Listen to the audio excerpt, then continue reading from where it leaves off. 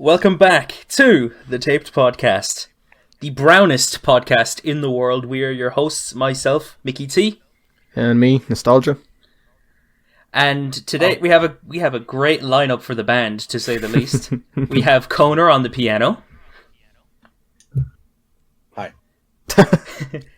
We have Josh on harmonica. Hello.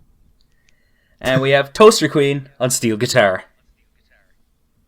Oh, I shed a tear. Same. You other two didn't play your instruments, guys. How are we ever gonna make it to the Grammys? And we have Fluffy on the porch. Oh, yeah. Yeah, fine. And yeah, we brought a big lineup today, to say the least. And we're probably going to do something pretty, something great. We're going to be doing a Ween worst to best. I am excited to do this one. It's going to be an interesting one, because Ween... Yeah, they're Ween, to say the least. And the rankings will be pretty scattered, I'd imagine. Yeah. Oh, we're doing Wheatus alright soon. They sure are a Ween. I met Gene Ween at the back of a Spencer's Gifts. He handed me a copy of God Ween Satan and told me to give it to my mother to play. Hell yeah. Did she like it? She threw it in the trash and made Mr. Ween sad. Oh no, poor Junior. Gene, that's why the band has broken up. No, your parents don't love Ween. Oh, nobody loves Ween. I do. They're my favorite band of all time. Of course. That's kind of sad, actually. Jeez. You listen to AC/DC? Nope. Guns N' Roses. Let's relax. Let's relax a little bit. That's my AC/DC's my brother's favorite band. Okay, let's... Good taste.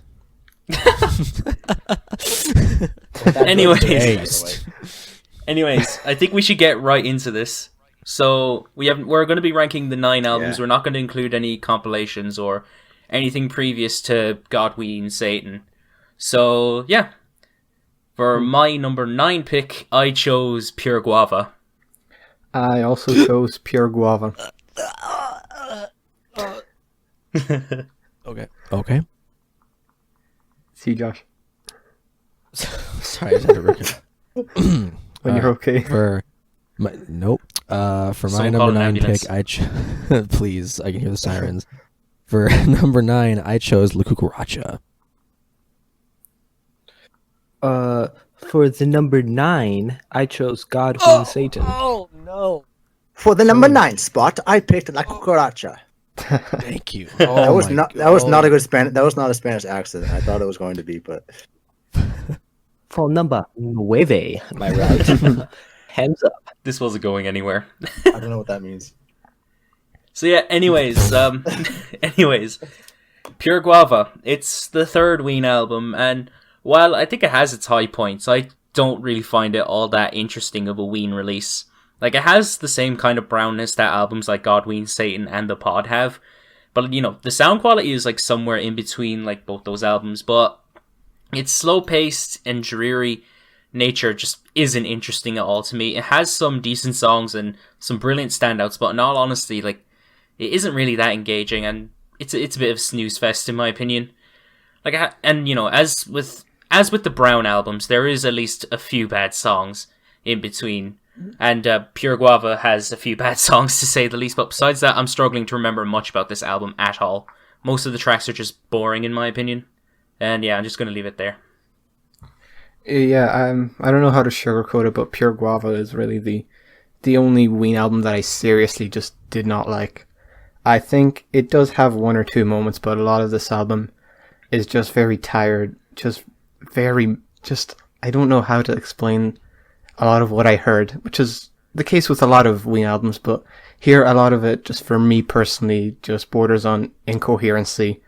I have 1 or 2 tracks that I might hang on to and enjoy, but a lot of it is just, I feel like it takes the sound and just pushes it too far and tries to do so many things that make no sense to me whatsoever.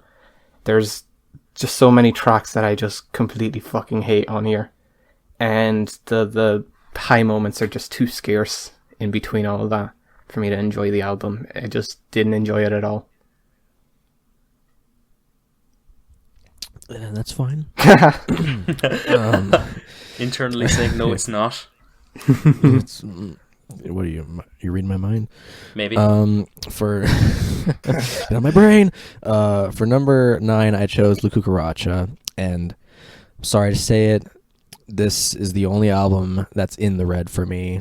I wrote in my notes here. Let me just look real quick. Album kind of sucks, bro. For me, La Cucaracha it's an album that doesn't really sound very inspired, and it's an album where the jokes that Ween make aren't really funny. Like, I know Ween is supposed to be like this, this funny band that they take a bunch of musical elements and make funny tracks out of them, but for me the tracks are just annoying. And I don't think that I think if these tracks were made in the era of God, Ween, Satan, The Pod, and Pure Guava during the Brown era, I think these tracks would have worked. But I think the clean production is so distracting on this album that it doesn't fare well for the songs that are on here. And it's just really strange ideas, really strange production choices that just don't work for me.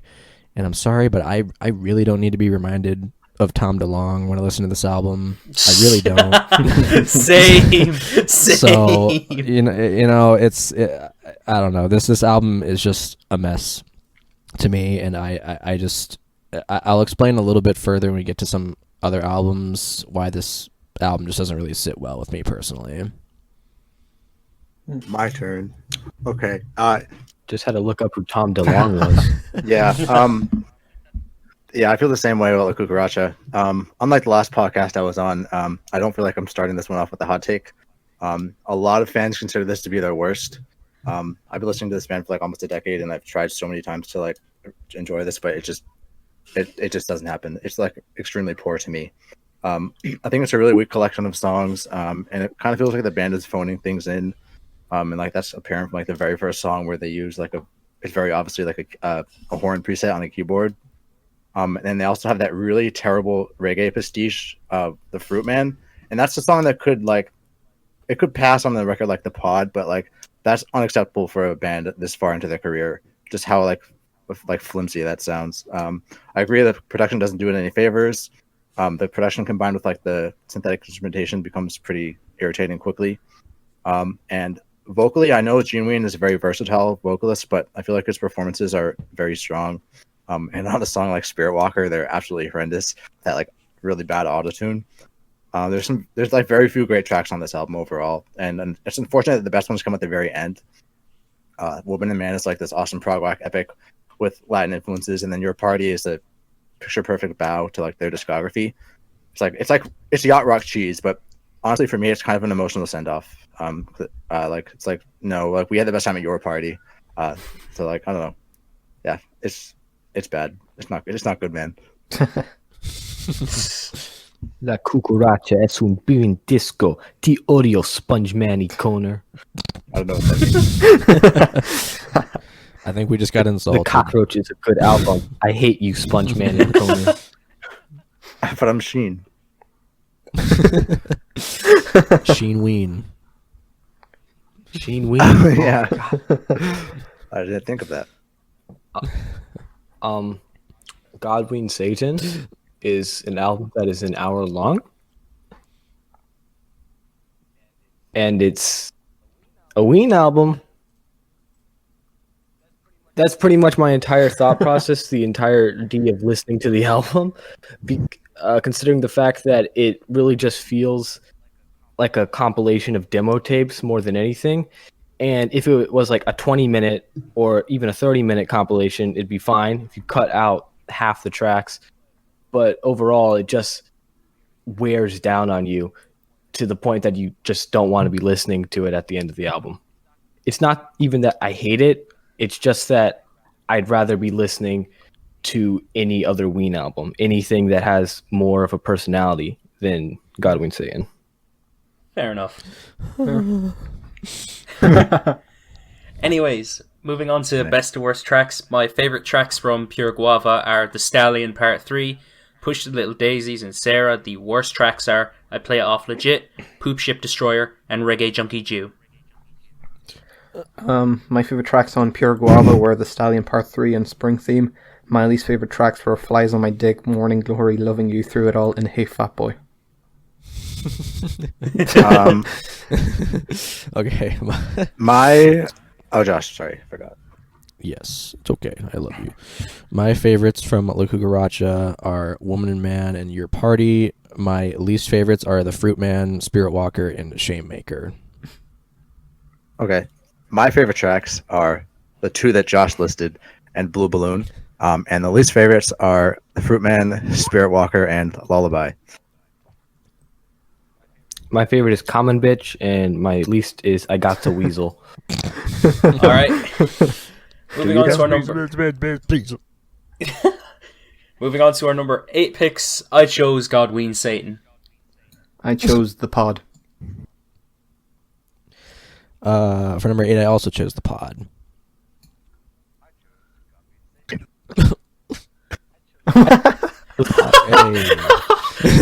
Wait, is this going to be a back and forth?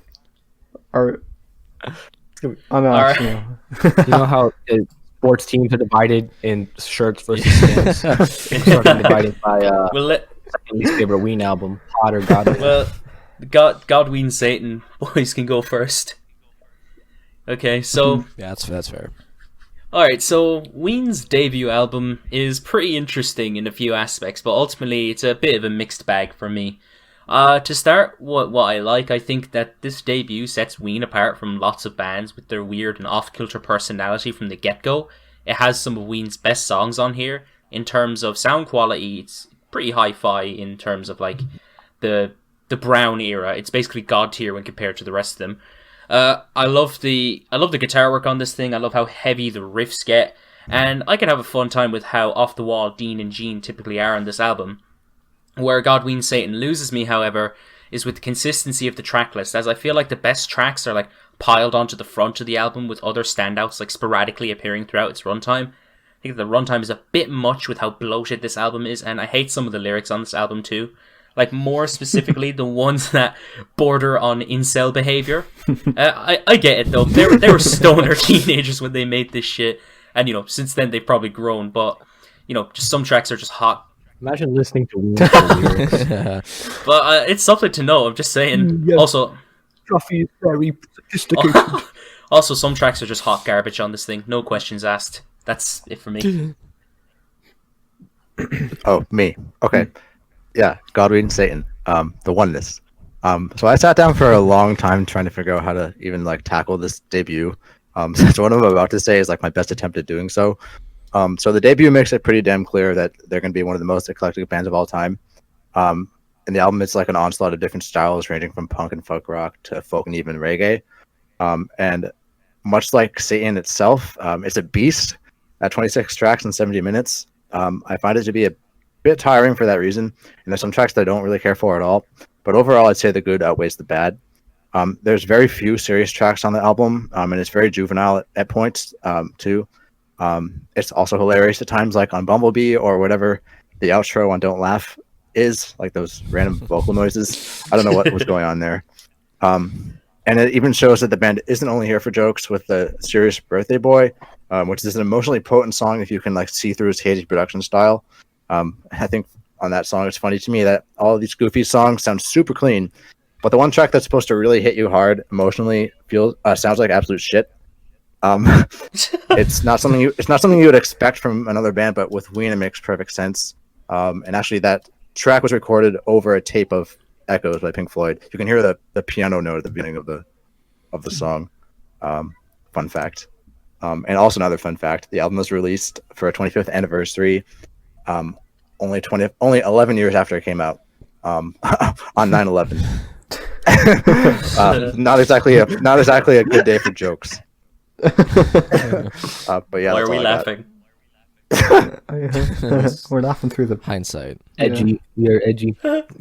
I've listened to all of Quebec, and I have drained myself of any sense of decency.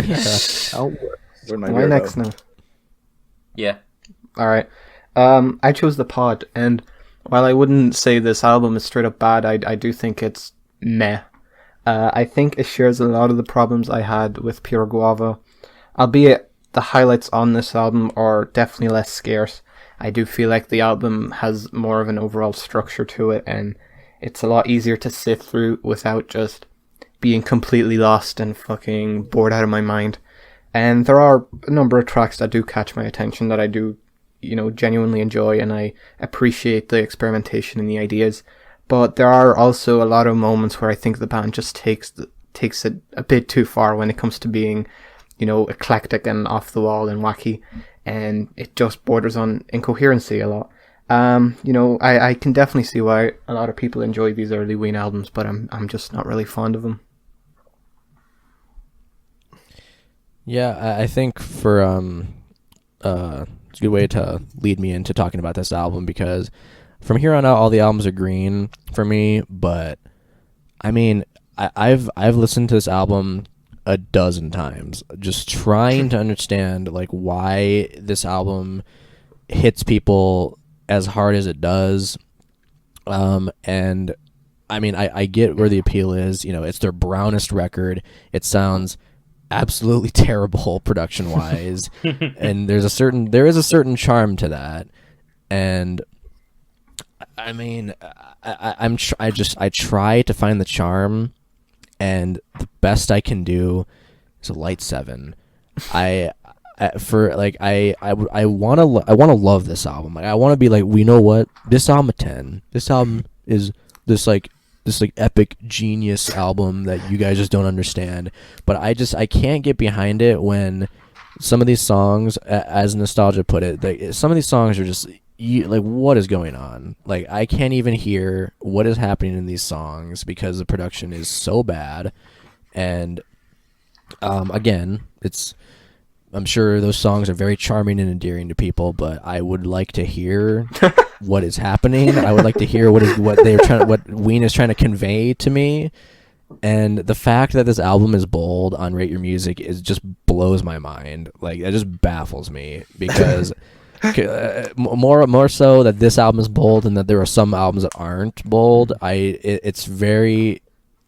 feel like I'm not a part of an inside joke when I'm listening to this album. The Big Chungus song is bold, man. It's not that big of a mark. But yeah, I mean, but it's, I don't know. It just feels like it's kind of frustrating to listen to it, because I feel like I don't understand. Like, I don't get it. Like, and again, I like this album. I think it's funny in a lot of places, but I can't get behind the production. I'm sorry.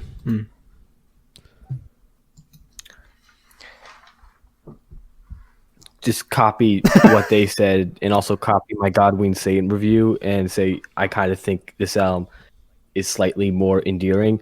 I don't care about Godwin Satan the pod. I don't care about the first 2 albums. I didn't even have best and worst tracks until 30 minutes ago. I'm bullshitting this whole thing because I have nothing written down.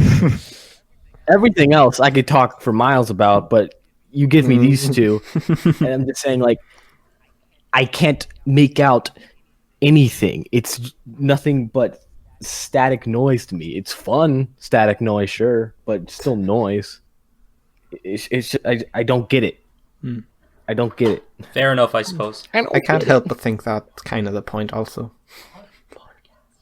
It is the point, yeah, but if I wanted to listen to something that's more like DIY than this, I have hundreds of other options, and I don't know why I would just choose some guy making, his Mexican food order. I think that's funny, though. Which is my favorite yeah. song on the album. Speaking of best to worst tracks, this is a good segue. Makes me This is a good hungry. segue. My favorite tracks from Godwin Satan are You Fucked Up, Tick, Cold and Wet, Bumblebee, Don't Laugh, Up on the Hill, Wayne's Pet Youngin', Mushroom Festival in Hell, and Marble Tulip Juicy Tree. The worst tracks are Nicole, Nan, Blackjack, and I'm in the Mood to Move. Connor, I think, or me? You can go. Alright. Oh, me. Sorry. Yeah, it's me. Connor, I had just do it the same I order. had the same album. My favorite tracks are "You Fucked Up," "Don't Laugh, I Love You." I like when Gina like forgets the lyrics halfway through it when they play it in concert. It's really funny. "Birthday Boy," "Nan," "Nicole," LMLYP. Not gonna say the full name. "Marble Tulip Juicy Tree," and one of the bonus tracks on the anniversary edition, "Hippie Smell," is one of my favorites. It's tragic that it wasn't on the original album. And at least favorites "Old Man Thunder" and "Blackjack." That song can like go fuck itself. But I forgot to mention that like random compilation of it was like a random Ween greatest hits compilation. Josh knows what I'm talking about. It came out on this like random German label, and it had like I don't know, it was at least like 10 songs from this album, and it had "Old Man Thunder," a 19-second track, a greatest hit.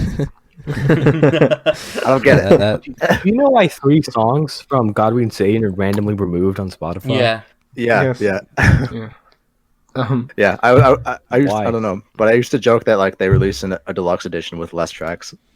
Yeah. No, but why? Wait, Why 3 they songs? weren't on the I only original seen one album. song removed on. No, there's 3 songs Yeah. removed. There's 3 songs. They weren't technically on the original album. I'm not really sure where they come from, but I mean, are they straight Yeah. up removed, or are they like kind of faded out so you can actually listen to them? Because there's one that like is there in a track listing, but you can't listen to it. For me, for me, there faded was out. 3 of them that were faded out. Oh, for me, only one's Yeah. faded out. Oh. Aren't you special? Anyway, pick your Yeah, best I tracks. chose the pod. My favorite tracks were "Sorry Charlie," "Captain Fantasy," "Mononucleosis," and "Sketches of Winkle." My least favorite tracks were "Strap On That Jammy Pack," "Right to the Ways and the Rules of the World," "Awesome Sound," and "Moving Away." all right, my favorites from the pod were "The Stallion Part 1," "Pollo Asado," Molly, if you can believe that. "Oh My Dear," "Falling in Love," Molly. "Sketches of Winkle," "Pork Roll, Egg and Cheese," and "The Stallion Part 2." And my least favorites were "Strap On That Jammy Pack," "Laura," "Boing," and "Moving Away." I mean, those songs is what I'm talking about, where it's like, I mean, I know this is the brown era, but like, this is their brown, like, this is dark brown. like that's some dark brown The songs. shit colored. Yeah. Welcome to the shit era. It's me. My favorite was Pollo Asado, and my least was Boing. All right. Can I interject? I forgot to mention. God, Ween, Satan turns 30 in 8 days, Yeah. so I will be Nice. reviewing that maybe. Nice. Yeah. Oh yeah. All right, moving on to numero siete. I chose La Cucaracha. I chose "God, Ween, Satan," the Oneness. I chose the pod. Oh, sorry, Josh. This is going to be just a running gag. This is my number 7, I chose Pure Guava. I chose Quebec. Whoa. Whoa. It's funny time. Time for the funny. Say that mid-drink. You know she was waiting for that. Okay, I'm busting out my beer. Fucking hell. I was trying to drink. You need something stronger. Get it man. out. Oh, man, yep, here we go. Get it out. Yep. I did it. I got the first hot take. Everyone, I did it. Don't lie. No, Were, you're right. were you writing down Let's your go list? down the hit- And was that the first one you wrote down? Ooh. Thinking, Mickey and Nostalgia had the first hot take. What are you talking about? we had a hot take. Yeah. Well, I don't consider it a hot take, so that's why I busted out the beer. Wait, what was the hot take? I'm uninformed. Pure guava. Pure guava. Really? Lovers, yeah. It's a clown Yeah, fuck. move. No, like I feel like you play any of those, and people will be like, "This is the worst shit ever." But I mean, one of Quebec's songs was on a Will and Grace episode, so that has widespread Just made appeal. people click off the video. Because I said Will and Grace. What's wrong with Will and Grace? Never mind. Stop. What you have against like reality I don't shows, care about man? that show. What's up? Whatever. Stop. You played Morning Glory and you're scaring the hose. All right. Yeah, I chose La Cucaracha, and Ween's last album is always a popular pick for their worst. Dean Ween himself thinks this album, quote, is a piece of shit. And while I can acknowledge that it has issues, I like a lot of tracks on this thing. The production on this album, it's clean. I'm not that big in the clean production, the pretty default sounds that they use. I think the different styles that they go for on here, like the Spanish influences, the reggae and 90s dance pop, and a few other things are actually pretty cool. And, a lot of the songs on here I think are genuinely fun to listen to, but what bothered me the most about this was that Ween just seemed a bit tired at this stage. They were trying too hard to, like, appeal with what they did on their best work, trying to be more out there for the sake of it and just trying to be as Ween as they could, but it just doesn't land. And especially with a load of songs that are just questionable, to say the least. And I don't want to hear Tom DeLonge ever again. Stop with this shit. That's what I'm saying. I think it's overhated, but at the same time, it's nowhere near Ween's best by any means. Is there an order? Did anyone else pick Cucaracha?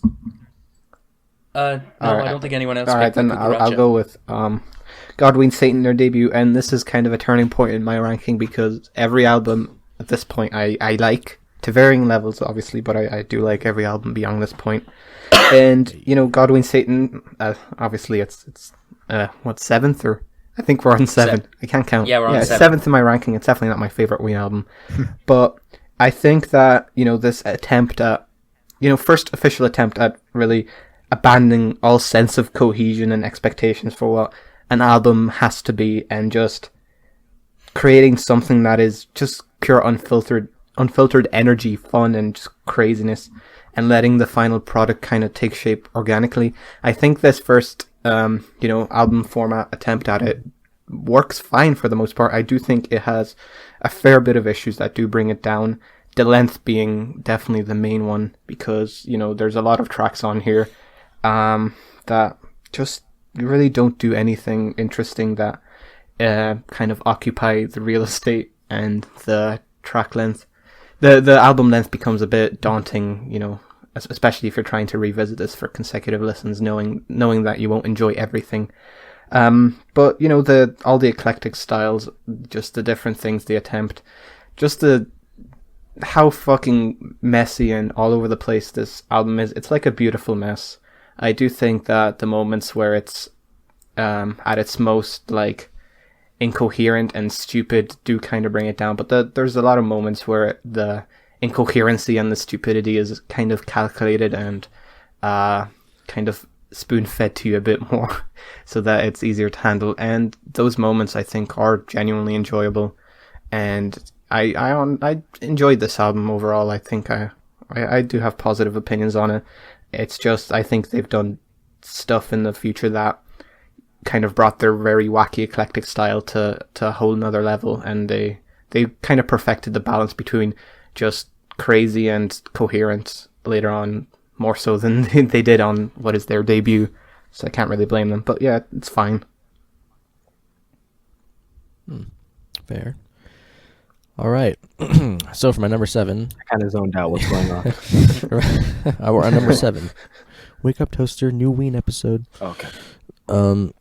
So for number 7, I chose Pure Guava, and like I said, these albums are in the green, and I think this album is very charming. I think that the sound that they use, the brown production, and make some very interesting sounds and use it to their advantage to create a very interesting listen.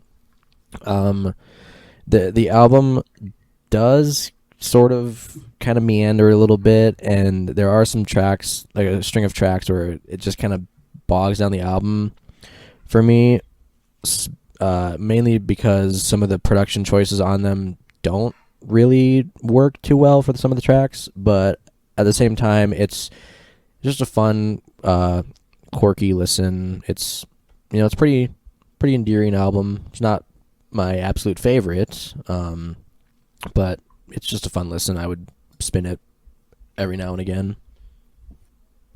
Spin it on CD. Record collectors. Yes. Spin the cassette. Whew. I will own every album of Ween's on vinyl, including La Cucaracha. Do you use them as dinner? I must have Spirit Walker pressed on wax. I got 12 country greats on wax cylinder. I think you guys should be impressed. Yes. Imagine they actually pressed that. My turn now, right? If any band's gonna make wax cylinder pressings in 2020, it's gonna be Ween. Of course. My turn, right? Yes. Yeah. Okay. Well, I just lost like 10 minutes of audio, so that's gonna be fun to re-record. Anyways, my number 7 pick, in actuality, is Shinola Volume 1. It's a crime that we didn't include it, but for the sake of this podcast, the pod is my number 7 pick. Yes. Please listen to Shinola. Yes, please. For Okay. fuck's sake. Unless you don't want to. Am I supposed to explain now, or am I just naming it? You're explaining it now. Explain. Yeah. Oh, okay. All right. So the pod. So important distinction. The pod is not a hell of a ride. It's a hellish ride. It's easily Ween's most challenging record. And it's the most impenetrable wall of muck that's ever been both blessed and cursed to be called an album. It's like a bad trip. It's like a bad trip, which makes you feel like you're fatally ill. And it was made for this year with Corona. I went to a Halloween gathering, and some of them tested positive, and I took a test and I was negative. So unfortunately, I can't experience this album the way it was meant to. But the reason that it sounds like this is Dean and Gene caught mono when they were making the album, and then they recorded it in like a shack with like a 4-track and nothing else. So that's why it sounds like absolute garbage. So the album is Every Ween album sounds like an Arrested Development. That's so accurate. It's beyond comprehension. The pod is the perfect soundtrack to being ill, although the album itself obviously is far from perfect. Much like Godweed Satan, it's too long for its own good. It's 5 minutes longer, even though it has fewer tracks. I hate to repeat what I just said, but it's a tiring listen. I think most people would agree with me when I say that. The album starts off hysterically on a funny note with a Strap on the Jammy Pack. I'm hearing hate trip that song. I don't understand. It's a song that like sounds like it's about to start, but it never does. And it's like literally impossible to time those like drum hits. And then like the vocals sound like a redneck duck. If I had to describe it in 2 words. There's absolute rockers like the following track, Dr. Rock, Captain Fantasy, and Sketches of Winkle, and all of these tracks seriously own. Then you've got Polo Sado, of course, which is also hilarious, thanks to the fact that the cashier can't give change if his life depended on it. And it's actually based off of Dean Ween's first job. There was a customer that used to come in all the time and give him shit and like waste his time. And then also you got Porco Egg and Cheese, which is easily the most melodic track of the overstuffed bunch. It's also a favorite of the canceled Mark Kozlek. So while too long, I think the pod is filled with plenty of highs and a fair amount of lows. It's hard to get through, and I don't think I've really ever gone through it in one sitting. But I've really got no choice but to bow down to its unrelenting brownness. Can I add something? Imagine how much of a mindfuck it would be listening to fucking Nicole on like a wax cylinder and a phonograph from 1900. That's something else. Did I tell you I have a haunted 8-track? I have an 8-track that has a demon inside it. It's really Awesome. cool. So, Quebec. I know, like I presented, like, oh, get ready for a spicy take. I have this at a 74. Some of these songs in this album are some of my favorites ever. It's not like I'm just gonna be an asshole and shit on it. But here's the thing. Here's a great time to introduce my idea. I believe that there's actually 2 different versions of Ween. One version of Ween comes from a universe that's incredibly quality, incredibly motivated to make beautiful sounding music and make music that pushes the boundaries. And there's another Ween that comes from a universe that doesn't know what music is. And they fuse together in this universe's Ween. So every time that they make it's gonna be a long night, gonna make one of the just best punk songs ever made, they immediately have to go, oh shit, I have to make something awful now. And they have to decide to ruin a large chunk of their album, despite the fact that they've had so many great songs before and so many great songs after it. That's what pretty much every Ween album feels like just a constant string of let's do an amazing idea, let's do a complete garbage idea, and you learn to love it. You learn to love that idea incredibly quickly. You learn to love this completely sporadic mix. But on Quebec, the other songs just feel so professional. They feel so, like I said, something that would dominate the mainstream, something that pretty much everyone would love. Like I said, it's going to be a long night, and I know I keep bringing that up, but it's one of my favorite songs. It just sounds amazing. So when you get these really weird tracks like In the Neighborhood, it feels wrong. It doesn't feel like it should be there, and it really throws me out of the album, and I don't like it. It annoys me. Fair enough. Yeah, well, that's just like your opinion, man. Man. Of course. Anyway, Send this album back to Canada. anyways, my favorite songs from La Cucaracha are Spirit Walker, Sweetheart, Lullaby, Woman and Man, and Your Party. The worst tracks are Shame Maker, My Own Bare Hands, and Friends. Mick? Hello? You're next. Hello. Oh, everything cut off for me, sorry. My favorite tracks That was scary. That was scary. entered the void. My favorite tracks on Godween Satan were You Fucked Up, Tick, Don't Laugh, I Love You, and Old Queen Cole and Birthday Boy. My least favorite tracks were I Got So Weasel, El Camino, and Blackjack. Based.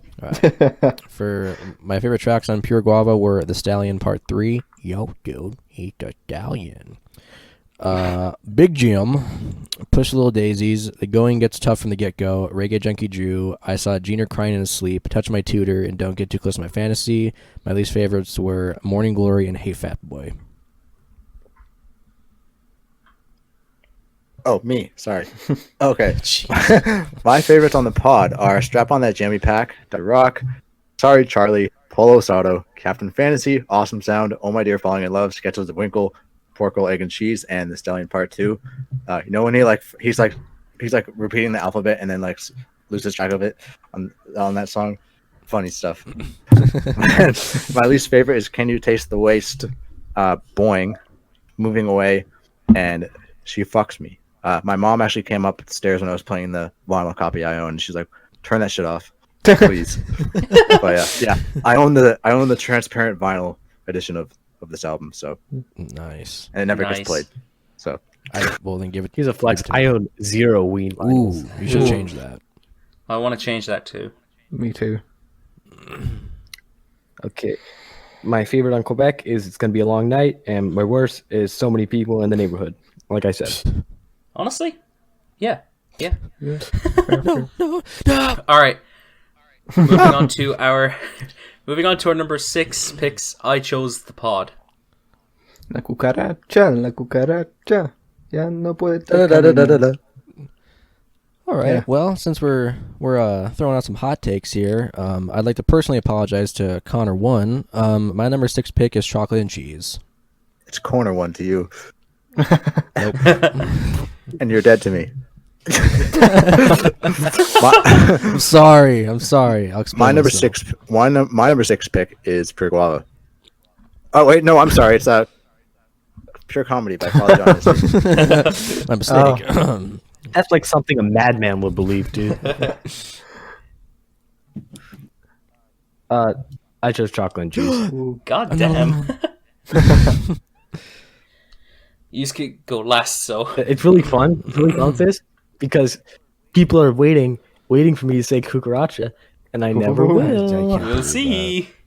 She only ranked 8 of them, so it'll actually never come. The cockroach has gotten away. Scurrying bastard. So yeah, I chose the pod. Everything from this point up is an 80 and above, and Ween's sophomore album, The Pod, is arguably the band's brownest album, but I just can't help but really like it. In contrast with Godween Satan, this album sounds like absolute garbage. It is fucking dog shit in terms of its sound quality. It's very lo-fi. Some tracks sound messy as hell, but honestly, This is just so strange in Ween's discography that I can't help but feel enthralled by it. Like, the low quality of the sound doesn't really bother me all that much, as I think that behind the absurd idiocy there is a strike of genius with sounds that are often just strange and psychedelic. The psychedelic songs are even some of the best on this album.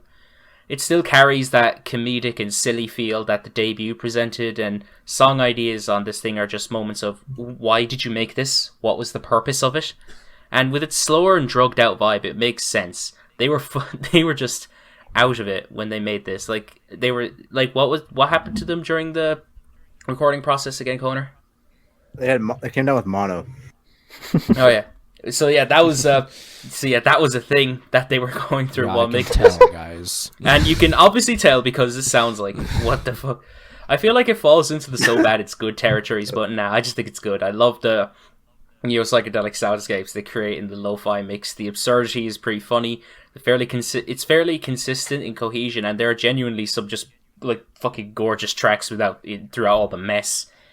If I had to complain about something, it would be that the opening track is pointless. There are a couple of bad songs in the mix, and it's a bit too long. But besides that, I think this album is genuinely great. And I would go as far as to say that this is a lesser Trout Mask replica. Don't quote me on that. It's really funny because your audio kept cutting in and out, and it sounded exactly like the pod. That's because my headset audio is just pure dog shit. So yeah, you could just call this the pod Pure headset. guava. Pure dog shit by Father John Misty. All right, who's next? I chose. Wait, did anyone else choose Potter? Right, I chose La Cucaracha. And after the last two, quote unquote, more serious Ween albums, I think like La Cucaracha tries to kind of revive that wackiness and weird off-kilter thing that Ween had going on earlier on, and it doesn't really commit to that fully. I do think that the album has some great tracks. I think especially in the latter half of the album, it's really strong, but I do think that there are moments here that seem a bit half-assed and kind of playing it safe and just a bit forced when it comes to the wackiness and experimentation. But when the songs hit, they hit hard. I think there's some great tracks on here. Some that I would argue are one of the better tracks in Ween's catalog overall. But overall, I do think I can't place it above some of the albums I have higher up, even if I do quite enjoy it. Okay, Josh, defend your horrible stance. Okay, let's relax. All right. So, I should preface by saying that from here on out, I love these albums. I genuinely love these albums. So, this album, Chocolate and Cheese, it's a classic. You already know. This album's good. I'm not here to say that it's bad or like, oh, like it's overrated. No, this album's good. This is when they got out of their Brown era, and they were, working under a recording label, and they were, just coming out with some crazy, wacky ideas, and they made some of their best songs they've put to tape, and, it's just a fun time. Here's what I have wrong with the album. The only things that I have wrong with the album is basically that there are a couple tracks on this album that I just don't come back to, or a couple tracks that I would rather not listen to. The only reason it's coming down this low is because the albums above it, I don't really have that problem. So it just comes down to the fact that the flow isn't as consistent. I mean, again, Ween is a crazy band. They break the rules. They have no reason to make an album that flows. But for me, they do have albums that flow quite well with each other, and I just think that there's kind of it's kind of rickety as the album kind of progresses. And again, like I said, there's just like one or two tracks that I just don't really care for that much. I don't flat out hate them, but it just kind of kneecaps the flow even more for me. So that's my reasoning. This album's still great. Please don't kill me. Maybe. Maybe. Okay. Pure Guava. So It's okay. He can go through me first. Oh yeah. okay, so for me, Pure Guava is a more succinct version of the pod that has even better highs and is slightly more refined in terms of layout, but it still sounds like absolute shit. It's the only album in their discography that I have at an 8. So I think the album begins with so the album starts with Little Birdie, which is like really, really wonky. It sounds like the guitar is like going to keel over and die at any moment. And I think it's funny that's pretty much one vocal take that's just pitched down for half of it and pitched up for the rest of it. Pretty amusing. Stallion Part 3, of course, is the best of the 5-part Stallion saga.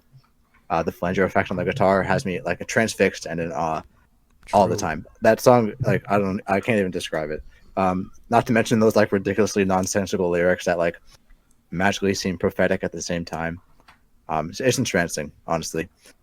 Big Jim, this like deflated trucker jam that really comes to life in concert. It's actually inspired by somebody that Diener knew personally, who died earlier this year. So rest in peace. Not Rest in peace, Mama trucker sounds jam. like Big Jim. yeah. One more Large Marge. Jim for Big Jim. And then you have then you got their biggest hit of their career so far, the whiny ass Push Little Daisies. And I don't know about you guys, but like it sounds so close to Eric Cartman near the end that like if this was if it was Trey Parker that did these vocals, like I wouldn't even know the difference. Honestly. I can see There's that, so many more highlights that I can't get to, so I'm just gonna focus on 2 more. Spring theme, it's like just like its title, blended. Bass line's great. And singing about touching boobs has never sounded more innocent. and then you've got Don't Get Too Close to My Fantasy, freaking amazing penultimate track. It pulls me right in like the Stallion Part 3 does. The instrumental section before it goes a cappella and turns like nightmarish is unreal. Gives me it like spine tingling for me. That whistling gets me. Oh yeah. But yeah, just overall, the big thing I love about this record is that Gene and Dean that know that what they're doing is ridiculous. Because there's multiple instances where you can hear them start laughing at their own bullshit, which I think adds to a lot of the character to the album. And there's even a song, I saw Gene crying in his sleep when they like screw something up and you can hear them shout like, "We fucked it up." So it's like their kookiness is too much for them at points. It's messy in a charming way. I had this in the 7 out of 10 range for a while, but my score like jumped 10 points when I heard it again for the podcast. So yeah, the last of the Brown albums, it's fantastic, honestly. I hate having to follow you. I hate it. You're writing theses, and I'm just like, I didn't have best tracks or worst tracks. That's not good. Sorry. It's good, but it's also kind of bad though. Speaking of good, but also kind of bad though, Chocolate and Cheese. The sporadicness I mentioned on Quebec is at an extreme to the point that it kind of scares me on Chocolate and Cheese. There's many moments where the album feels like it should have ended ages ago, but then it pulls you in with another amazing song that you think has to be the closer and just keeps going. This album's 54 minutes, and it feels like 8 years because it just keeps piling and piling and piling. And most of what it does is phenomenal. Most of it is just insane. Buenos Tardes, Amigo is probably the best song they've ever written, like lyrical wise. It tells just an amazing story. It's 7 minutes, and when I saw that track link for the first time, I thought, oh, it's going to be awful. And no, it was just felt like the finale to Good, the Bad, and the Ugly. It was incredible. And it just, there's so much other great stuff, like Drifter in the Dark, Baby Bitch, it's so much quality. And just, it's a shame that when you get these amazing things, like Buenos Tardes, Amigo, immediately it's followed up by Gene just saying like H for 5 minutes. It's just, it's kind of depressing, honestly, because I feel like this album is an amazing package. It's just, again, weighed down by alternate dimension Ween, who's trying to mess everything up and create spinal meningitis too. It's just what it feels like. But, you know, it has Mr. Would You Please Help My Pony, so it's obviously a good album. So that's my... It is what it is. It is cheese and chocolate. Yes. So when you look up chocolate on Spotify, 2 Ween songs come up, and then Chocolate Rain. That's incredible. That's incredible. So yeah, my favorite tracks from the pod were Demon Sweat, Sorry Charlie, The Stallion Part 1 and 2, Laura, Boing, Mononucleosis, Oh My Dear, Sketches of Winkle, and Pork Roll, Egg and Cheese. And the worst tracks are Strap On That Jammy Pack and Molly. No. My favorite tracks on the Cucaracha were Fiesta with My Own Bare Hands, Woman and Man, and Your Party, which is an amazing track. My least favorite tracks were The Fruit Man and Spirit Walker. For chocolate and cheese, my favorites were Take Me Away, Spinal Meningitis Got Me Down, Freedom of 76, I Can't Put My Finger on It, Voodoo Lady, Buenos Tardes Amigos, and What Dina Was Talking About. My least favorites are Drifter in the Dark and Candy. How do you listen to Spinal Meningitis? Not even like how do you enjoy it, how do you listen to it? It's strange, but it's endearing. He's talking about dying. How's it endearing? I mean, there's plenty of songs about dying. I mean, there is. Leave it at that. Point, I mean, that's facts. I won't elaborate any further than that. Hey, two people die on that album. Yeah, true. Yeah. Technically 3. I think the person at the end dies at Buenos Tardes. Yeah, that's the other one. Yeah, anytime you listen to a Ween album, several people around the Oh world die. no, the brother dies, so that's 3 people. What did Nostalgia even say there? Right? Just like, Me? what did you say there? Could you repeat yourself? I couldn't hear anything. I said that anytime you play a Ween album, it's facts that many people around the world die. It's just life. Maybe. I'm James A. Janice. Welcome to the Cake Kill Count. Today we'll be covering Chocolate and Cheese by Ween. You're listening to fucking Can't Put My Finger on It. Someone else is dying. For Gold Chainsaw, I'm giving it to the brother in Buenos Tardes Amigo. He got shot. Really cool shit. A lot of tragedy. Yeah. You want to list your? Don Machete goes to the other guy. He got poisoned chicken. That's pretty cool. You want to list your best and worst tracks, Toaster? Yeah, sure. Best tracks, Buenos Tardes. Worst tracks, Spinal Meningitis. Come on, that song good. Connor, did you say yours yet? No, I didn't. Okay. My favorite Doing tracks. dumb shit. My favorite tracks. I feel like we're going out of order, but my favorite tracks on Trigwalla, Stallion Part 3, Big Jump, Push a Little Daisies, Spring Theme, Don't Get Too Close to My Fantasy. Least favorites are Loving You Through It All and Morning Glory. I have a very funny story about Morning Glory. So I don't know if you guys have this over in Ireland, but we have something called Touch Tunes, where you can play. It's like a company that makes jukeboxes, and you can request songs through an app on your phone. So when I was in college, there was a pizza place that people used to go to at like 1 a.m. after parties when they were drunk or had the munchies. And I used to play Morning Glory and then like sit in the corner and like watch the reactions that everybody had. One of like the best memories I've like ever had in my life. But also the very first dorm that I stayed at was close enough to the place that I could request it from my phone without actually going over there. So I just remotely like cue it up and just like picture the chaos in my head. That's incredible. The bar near me has a Touch Tunes, and I like looking at what it has. And for some reason, it has one Death Grip song. And it's black paint, and that's all it has. I also used to play some of the spooky songs from Selected Ambient Works Volume 2 there. I was there one time, and I played Pink. I think I played Grass. Play Pink Fly on my leg. I Play Pink Fly on my leg 5 times, then play Ocean Man, then Pink Fly 5 more times.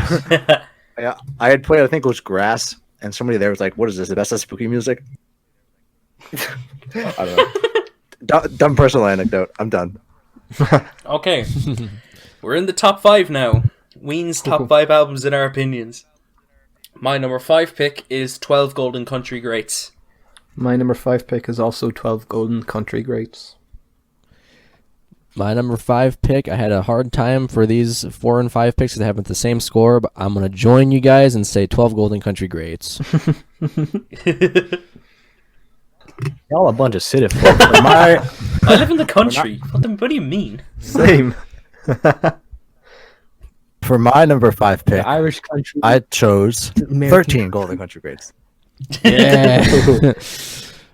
I chose La Cucaracha. Oh, there it Okay, is. so Yeah, the in country Ireland we greats don't go know what first. There it cities is. are. I lied. I found it. I stomped I've it. never seen a city in my life. Yeah, what do what you the mean? fuck is that? The fuck's a city? City folks just don't get it. All right. Anyways, yeah.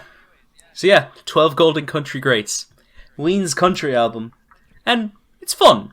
There isn't much to say besides that. It's just a fun attempt at making a country album, and I feel like Ween's approach to country, it's not exactly the most unique in any way, but I'll be damned if I didn't say that Ow. this album has tracks that I could just have such a fun time to, whether it's for the humor or it's fun sounds. Like, I feel like most of Ween's funniest songs are on this, and some of their most quotable songs are on this, like Mr. Richard Smoker and Piss Up a Rope in particular. Like, it's a real throwback to the classic saloon and country sound, but with Ween.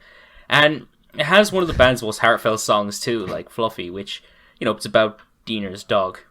And the track itself may have one or two songs I don't really care for, but it just has too many highlights in it that I just can't help but have a good time. I've listened to Mr. Richard Smoker at least once every day since I've heard that album. It's so good.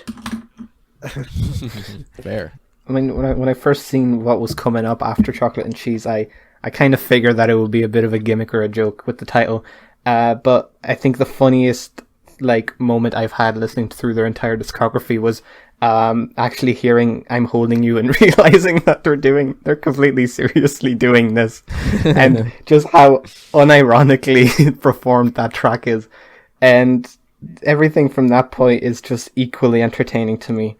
It's just a testament to how talented and how versatile Ween is, that they're just, this sounds like, they're a genuine, what's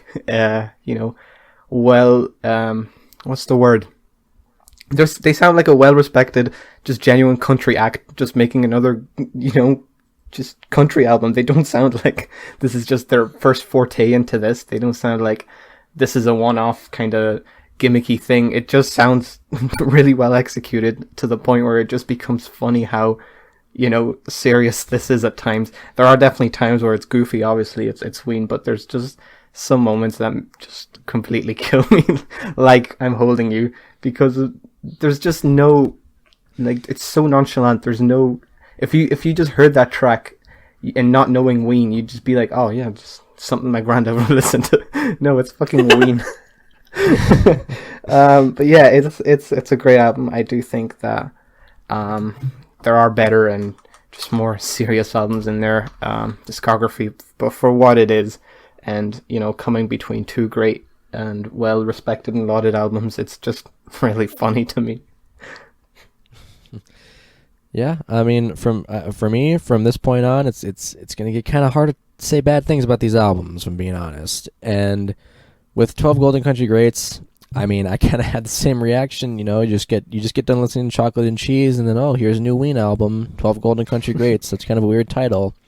And then I'm Holding You starts playing, and you're like, oh, we're in this.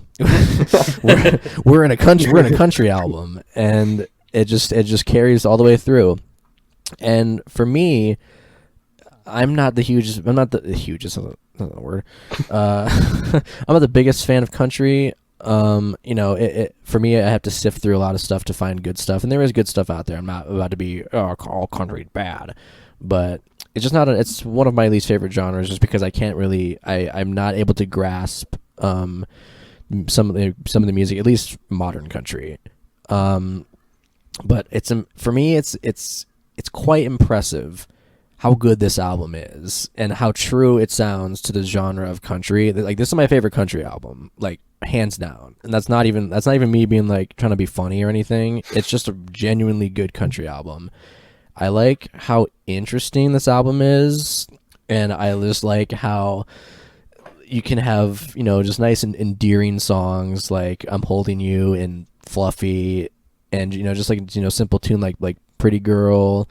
Then you get to songs like Piss Up a Rope and Mr. Richard Smoker and Help Me Scrape the Mucus Off My Brain. What is going on in this album? It's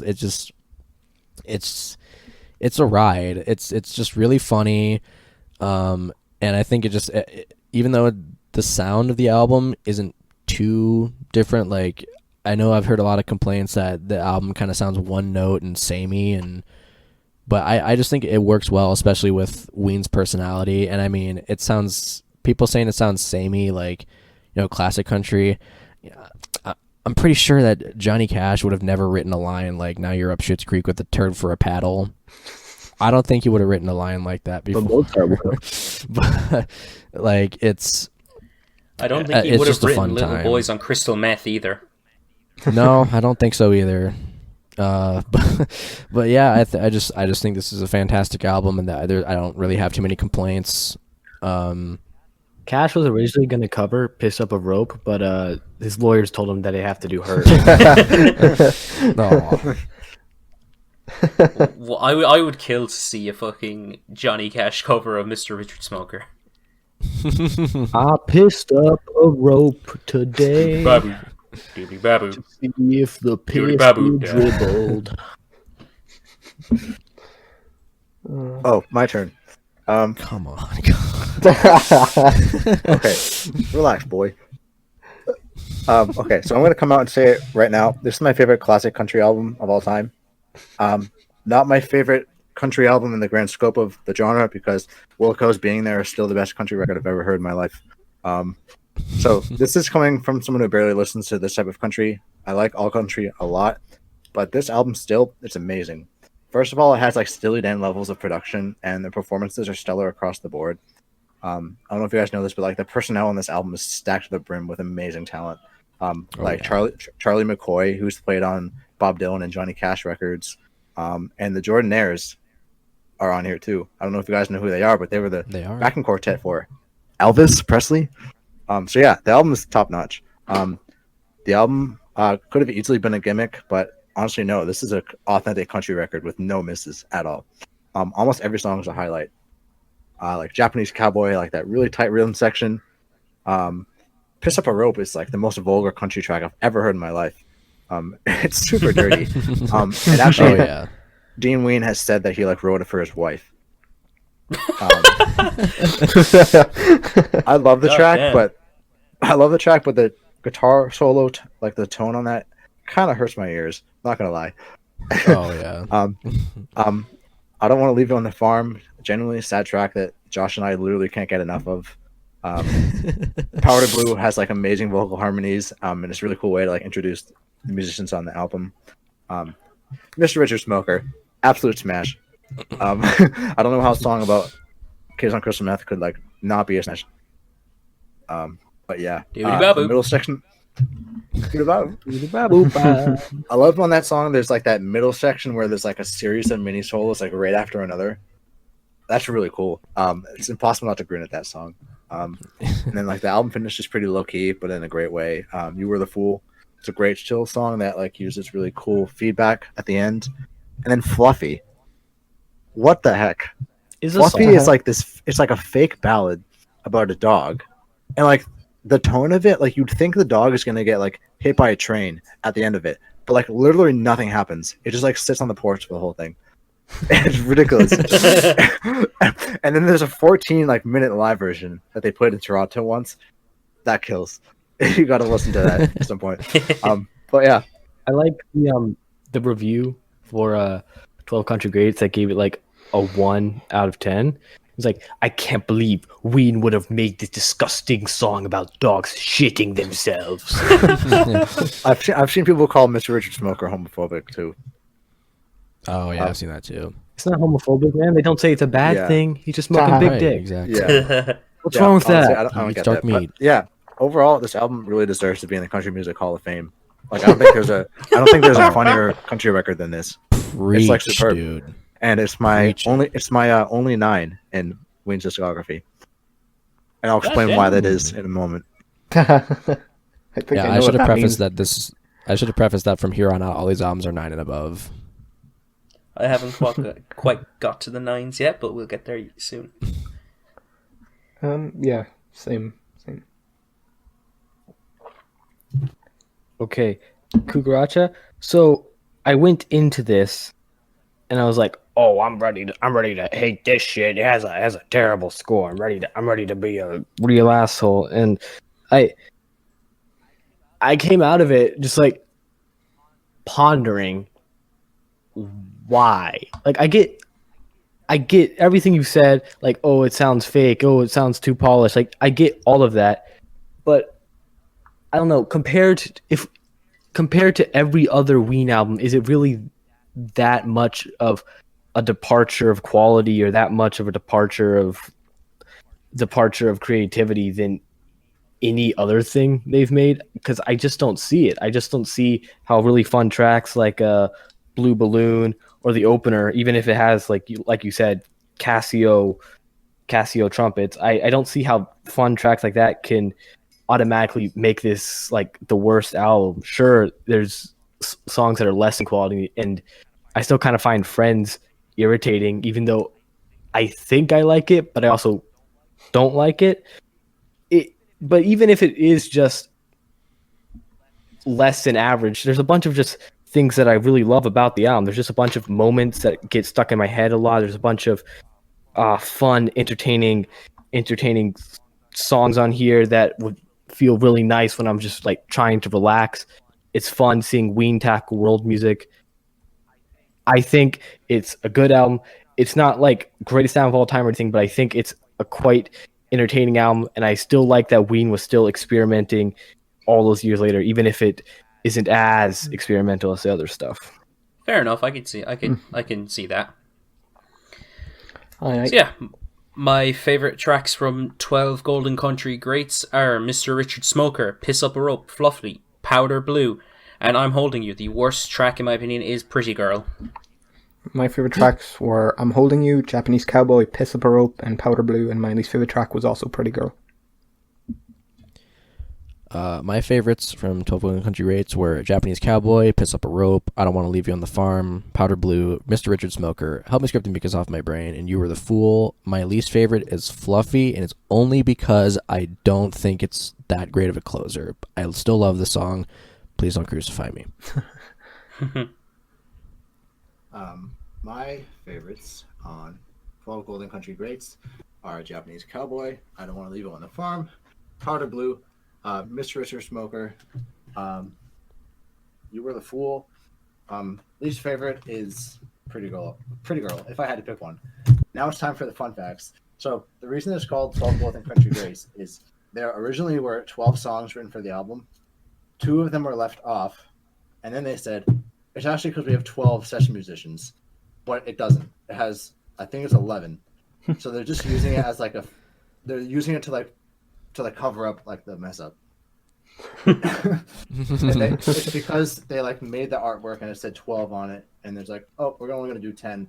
We're too lazy to redo the cover. We don't want to change that 2 to a 0. That takes too much time. We're just going to Why did they just took a post-it note and just said, and I also forgot. So there's a lot of session musicians on here, but there are also a lot of session musicians that they approached to be on the album. These people read the lyrics to Mr. Richard Smoker, and they're like, I am not playing on this trash. They're like, what is this? I am not doing this. And it's understandable, but it's just funny that they were like, no. There's an article on it, I think. I'll send it at some point. It's really funny. I feel left out because I'm only using 2 songs, but best and worst. There only can be one best and one worst. But anyway, my best is Blue Balloon, and the worst is Friends. Even though I still kind of like it, I don't know. I don't know about that song. It confuses me. Not great. It is a paradox. Fair enough. All right, number 4, I chose White Pepper. I chose Chocolate and Cheese. All right, like I prefaced, I said that these albums are 9 out of 10, and my number 4 pick is God, Ween, Satan, the Oneness, I Hate You All. My number 4 pick, and this is where I have to start choosing my favorite child, Chocolate and Cheese. I chose White Pepper. Swag. You can go after me then. Isn't it cool how Ween has 3 albums named after food and 4 if you want to eat bugs? True. You can go after me, Toaster Queen, since we both have White Pepper. Actually, wait. I think you could eat a mollusk too. Like if you try, you could eat some pod. You really try, you could eat Quebec. So I don't think you'd be able If to you try, you can Quebec. eat anything. Have you watched War? try me. Okay Try then. me. So yeah, White Pepper for me is, I'd go as far as to say it's the band's more accessible of all of their albums, but on its own it's quite good. It has a lot of highlights in its track list, and it has some merit to it in Ween's discography. Production wise, this album is quite pleasant in its mixes, and it tries to go for a lot of styles. It goes for a lot of heavy stuff, goes for a lot of psychedelic stuff, and for me it sounds like kind of a freakish hybrid between fucking Sgt. Pepper's and the White Album for some odd reason that just came into my head. But it still feels like Ween. It still feels like it's definitively Ween. And I think that it's great because of that. You know, Ween's signature brand of humor doesn't really feel present on this album, but it substitutes it with some pretty good songwriting, if we're being real here. If I had to criticize it for anything, it's probably the most uninteresting Ween album to talk about, as it's probably Ween's most simple, but it's a good album nonetheless. It's a great album nonetheless, actually. I hate to sound like a fucking dweeb. Wait, I'm Don't worry. Oh, Toaster yeah, I know I do. Oh, shit. I am a dweeb. Go ahead. Fuck you, dweeb. Dweeb. Wait, why? Because Yeah, we fair. both picked White Pepper. Oh, yeah. Fair. Oh, okay. So I didn't know I liked this album as much as I did. I just re-listened to yesterday and today, and I'm like, I remember kind of liking it. And then Flutes of Chai came in, like, oh yes, this is a fucking amazing album. It's beautiful. I never expected to use the adjective beautiful when describing a Ween album. So you're right. It does kind of feel like an incredibly strange Beatles album. It feels like a really odd psychedelic album. And even with something like Bananas and Blow, it still keeps its just type of this tone of mysticism. It's a very ethereal album, and it doesn't feel like a Ween album at all, because I'm using words like ethereal, not using words like completely shit.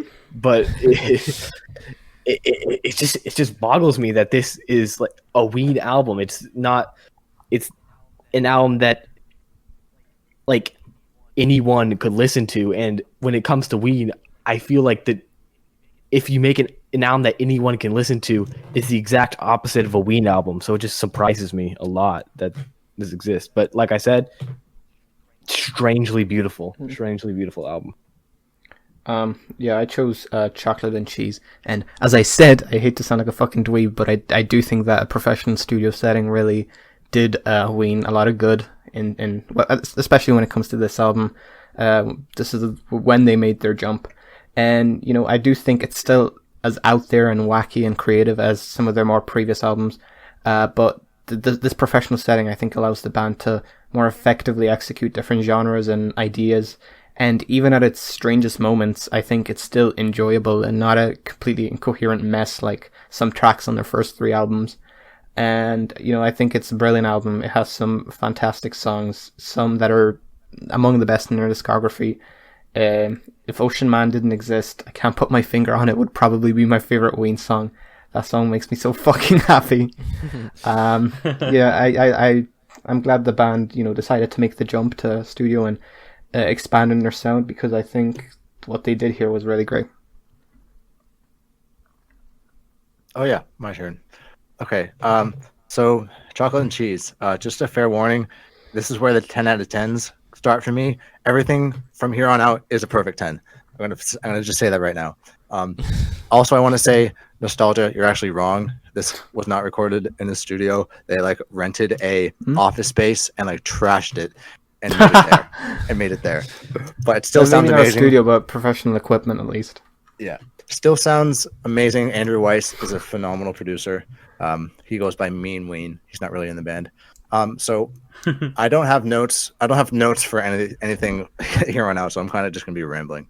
But yeah, masterpiece for me. Extremely consistent. I like the live performances on the album, like the drumming on Freedom of 76. But but it still manages to balance like natural recordings with like synthetic ones. Like there's still drum machines on here and stuff like that. But I don't know. This album's just amazing. You can already tell I don't have anything really prepared to say about this record, other than I love it. I own the 33 and a third book on this album, so I know way more than like the average Ween fan does. So I'm going to save some like facts for the end when I do my track picks. But a couple of these songs on here are like top 5 songs for Josh Homme from Queens of the Stone Age. Interesting fact.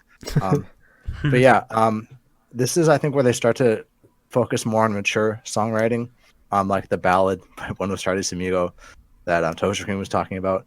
And then also what Gina was talking about, really moving song.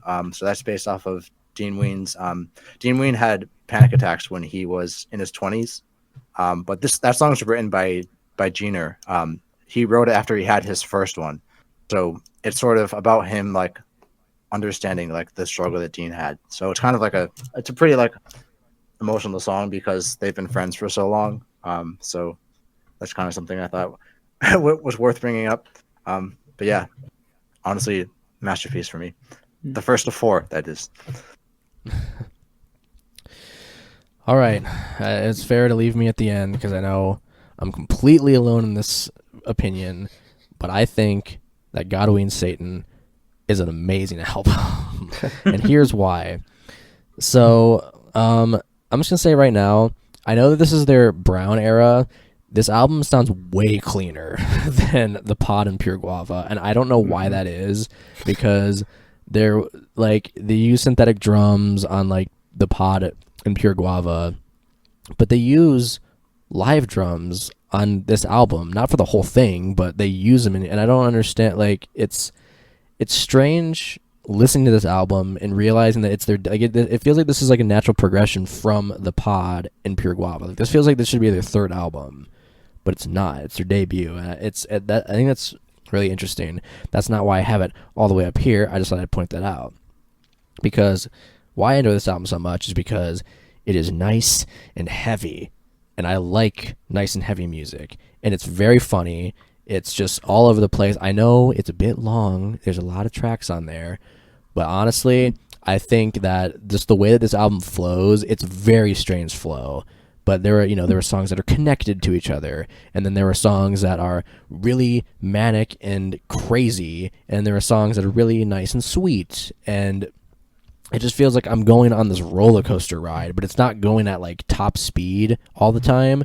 Sometimes it slows down and it just makes me take in and everything that's going on around me, and just it's basically just like a nice little roller coaster where you just kind of get like a view of some crazy different things, and then you're just looking around and you just get like just go 100 miles an hour down the track, just like, and with another song just going crazy. It's a wild ride, and I just can't help but love it. And there's some like, again, this is their debut album, and I think for a debut album, this is very interesting. This is a very good way to introduce a band like Ween. I don't think they could have started out their career any better than how they did it on this album. I mean, they're doing some crazy things on this record. They sample a freaking Weed Whacker on Never Squeal. And it's like, okay, interesting. Like, what an interesting band. And then they have a song like LMLYP, which, I think we all know what that song means. What that, and but it's so fun. That song is so funny to me. And it's why a lot of songs in this album are so funny to me, because I'm rolling like every single time I listen to this album. I'm just rolling on the floor laughing, because it's like this song is trying to sound like this nice and sexy like Prince type song, and it's so unsexy and it's like hilarious. It's just like it's just so not sexy, and it's like oh, like this is this is like a song that like Prince would make, but it's like, because there's nice guitar and there's like it's a great sounding song, but it is like it's LMLYP. I mean, that's just what it is. But again, it's just a fun time. This whole album is just a fun time. That's all I can say about it. I don't know why I'm so drawn to this album, but whenever I listen to it, I start with the title track, and it just sucks me right in, and I can't stop listening to it. All right. Moving on to best or worst tracks. My favorites from White Pepper are Bananas and Blow, Stoker Ace, Ice Castles, Back to Basem, I hope I'm saying that right, Falling Out, and She's Your Baby. The worst track, in my opinion, is Flutes of Chi. Okay, cool. What are you doing? What are you doing? Toaster Queen or me now? Pick My one. favorite is Flutes of Chi, and my least is The Grope. My favorite tracks on Chocolate and Cheese were Spinal Meningitis, Freedom of 76, I Can't Put My Finger on It, Joppa Road, Buenos Tardes Amigos, and What Dina Was Talking About. And my least favorite track was Candy. An unexpected pick for least favorite. There you go. Okay. So my favorite tracks from Chocolate and Cheese, and here's where the onslaught of fun facts starts. So Spinal Meningitis. Do we need any fun facts this late into the podcast? Yes. Yeah, they're fun. Okay. Spinal Meningitis is ridiculously fucked up. The music video for Freedom of 76 caused a bomb scare because they left a grenade prop on the set and people thought it was real. A Tear for Eddie is about Eddie Hazel from Funkadelic. Baby Bitch is one of Josh Homie's favorite songs. Mr. Would You Please Help My Pony was inspired by a drug trip, and that thing packs so many different things into it at once. It's incredible. Joppa Road, that flamenco solo on there is beautiful, and that fretless bass at the end, amazing. Candy is my least favorite, but it's still really good, honestly, because the screaming on the track, if you guys can hear that, is when he's screaming let me out of here. Diener had locked Gene Ween in the trunk of his car, and they were recording this during the winter, and he did donuts around the parking lot in the snow with him in the trunk, and that's him screaming on the song for him to be let out. And then my other last, This Johnny Knoxville listening to a Ween album. and then my last fun fact is that the HIV song, there was actually people who in the community, the people who had a lot of people who have had AIDS that have heard the song have actually sort of appreciated for somehow bringing attention to it and not making fun of it, but sort of, I don't know, normalizing it, I guess. There were some quotes from the book that I can't remember, but yeah, honestly, everything is a track pick except for Candy. I'm sorry, I'm done. All right. And my favorites for Godwin Satan, there are a lot. My favorites are You Fucked Up, Tick, Fat Lenny, Don't Laugh, I Love You, Up on a Hill, Old Queen Cole, Mushroom Festival in Hell, LMLYP, Squelch the Weasel, and Marble Tulip Juicy Tree. My least favorites are Licking the Palm for Guava and Blackjack. All right, we're in the top 3. Finally. Yes! We've made it. I'm gonna try. Let's get right into the shit. My number 3 pick is Chocolate and Cheese. My number 3 pick is White Pepper. My number 3 pick is Quebec. My number 3 pick is White Pepper. My number 3 pick is Pure Guava. Ooh, all right. All right. Chocolate. It's really fun having me on the podcast. It's great. So yeah, Chocolate and Cheese is one of Ween's most consistently fun albums in their discography. It holds on to a lot of what made Ween so appealing, while also getting better production. As I believe this is their first proper album they made with actual good studio equipment, and they just provide us with so many memorable moments with that. Production-wise, this album just sounds incredibly good. In particular, the more psychedelic songs in this album has some peak Ween on it, and it just sounds transcendental at the same time. About halfway through, they toy with other genres too, like country, funk influences, acoustic numbers, all of which are interesting. And there are plenty of interesting moments of songwriting too, and of course, there's just funny song concepts as well, like the HIV song and Don't Shit Where You Eat and Buenos Tardes Amigo in particular are just incredible. Where it loses me a bit is in the second half, because it overall isn't as great as the highs in the first half, and I think that instrumentally they aren't as interesting, but they're just still great anyway. But hey, there are just way too many fantastic tracks on this album to ignore it, hence why it's this high on my list. Did anyone else pick up? No, I don't think so. All right. We all picked All right, different things. sweet. No, I chose. No, two special. people picked white pepper, didn't they? I picked white Yeah. pepper. All right. Yeah, white pepper. I agree with what Mick said. It is definitely the most accessible Ween album, which obviously does not mean it's bad in any way, shape, or form. But I do still think it showcases a lot of great ideas. I think the songwriting and just the overall aesthetic of this album is a lot more composed and just, not batshit crazy like a lot of Ween albums are.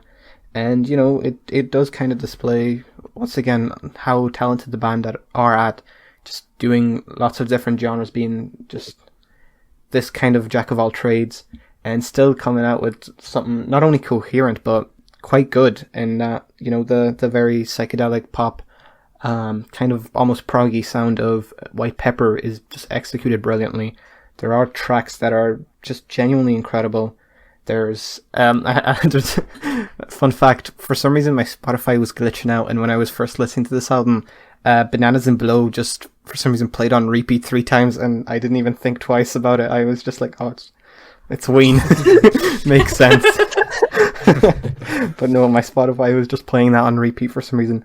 But anyways, I think that this track it's still very diverse. It's still not very safe. I wouldn't call it a safe album, but it is definitely a lot easier to digest and sit through and kind of understand. I do think it kind of starts off stronger than it finishes. It is a bit front heavy, but the first few tracks are genuinely fantastic and among the best in their discography. And I also do think that the length makes it even easier to digest and even more enjoyable. It never feels like it's overstaying its welcome or just dragging on. And yeah, I genuinely think this is a great album. I just want to mention that if you hear fluid pouring over the audio, that wasn't pee. I'm pouring orange juice. I'm thirsty. Okay. Important note. I also have White Pepper at the number 3 spot. Honestly, any of these next 3 could be the number 1, but I don't know. This is really just an arbitrary ranking at this point because I fucking love this band, and these are all 10s. But yeah. So I find that the older and older I get, I appreciate Ween's mature side more and more. And White Pepper, I think, is the album, at least for me, that comes across as the most mature. Quebec does, kind of, but Quebec is a lot darker. This album seems to rank a low among many fans, like Billy Cobb. And I don't get it. I don't get it because I absolutely love this album to death. It's like nonstop pop rock, fun, occasionally metal, and I literally can never get tired of it. I listen to this album so much that it's not even funny. I have literally, like, I don't know, Josh and I have probably heard this together like 12 times. Oh, At this at point. at least. And I also want to say I'm glad I don't have to lose sleep about this being bold on Rate Music anymore. Yes. Because Josh and I would check every single chart update. Is it still bold? And it would flip back and forth like over and over again. It was super infuriating. But I think I we're would done just get dealing. messages from Connor, and it would just be like, "It's not bold anymore." And I'm like, "No." Yeah, I think we have moved past that part. Yes. But I love this record, honestly. Every track is a highlight for me. So I think the reason why it's so mature is I'm not sure about the exact timeline, but I think Gene Ween's marriage was starting to crumble around this time. So that's why you have songs like Falling Out, where it's like at the end of a friendship, so to speak. And that comes across more on like Quebec too. But yeah, it's like their real life starts to seep into their songwriting the most on this record. And I appreciate that. It makes it feel personal. So yeah, another masterpiece. All right. Well, at my number 3 pick, I have Quebec. This album's fantastic. I think we all can agree that I think this album is. It just sounds like a nice culmination of Ween's entire career. It seems like on every song it just takes the best elements from every single album and just puts it into one big giant album. And Fun fact, the first Ween song I ever heard was It's Gonna Be a Long Night because it was on the Tony Hawk Underground 2 soundtrack, and I played that game to death. Based. So if anybody my. knows, if anybody's played that game and anybody knows and shares my love for that game and the love that that kindled for Ween coming from that game, we're homies for life.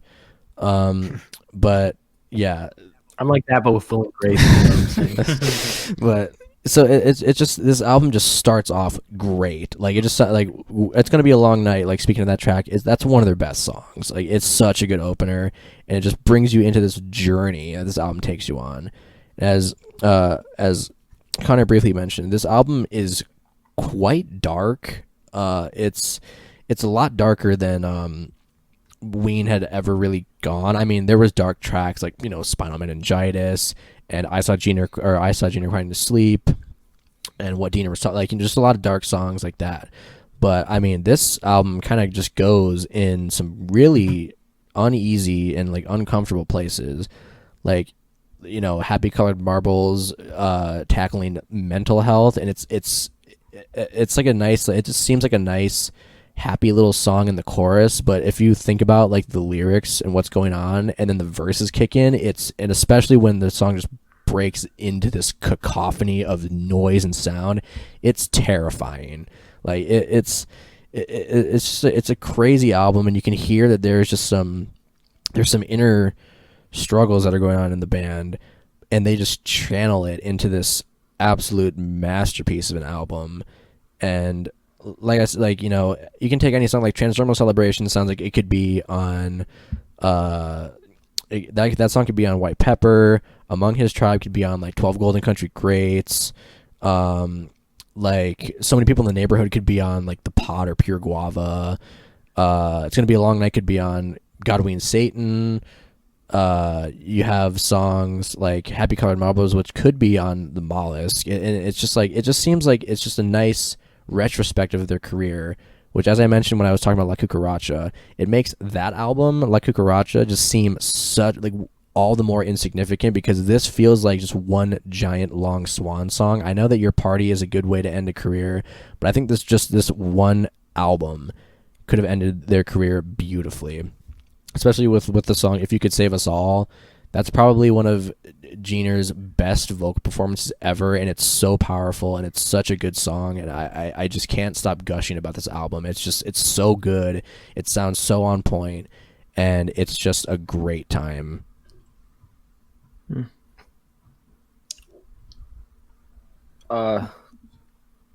Pure Guava. So, apologies. So you know how when people talk about like Beach House, they're like, "Oh, the songs, they make me feel like I'm floating in space. I feel like lack of oxygen. I'm flying." I don't really get that with almost any other album except Pure Guava.